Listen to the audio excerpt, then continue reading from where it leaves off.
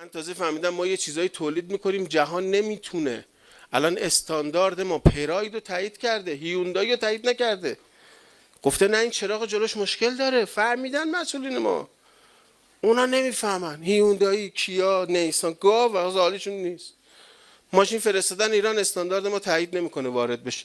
آخرین مقاومت ها در برابر ارزون شدن ماشین از طرف دولت محترم. واقعا خجالت آوره.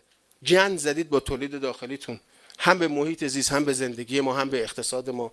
دست ور نمیدارین؟ خجالت بکشین دیگه. بعد چند هزار میلیارد ضرر انباشته دارید اونجا.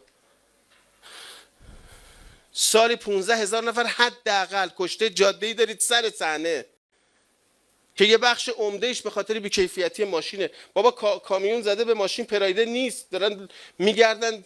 دیدی غذا میخوری لا دندونت گوش میمونه، زیر ماشینه دارن میگردن پیدا کنن، میگن یه پراید بود به خدا زد به این. نیست، پرایده نیست. بعد اون استاندارد داره، هیوندای، کیا اینا استاندارد نداره. اینا هم خجالت نمیکشن. حالا خب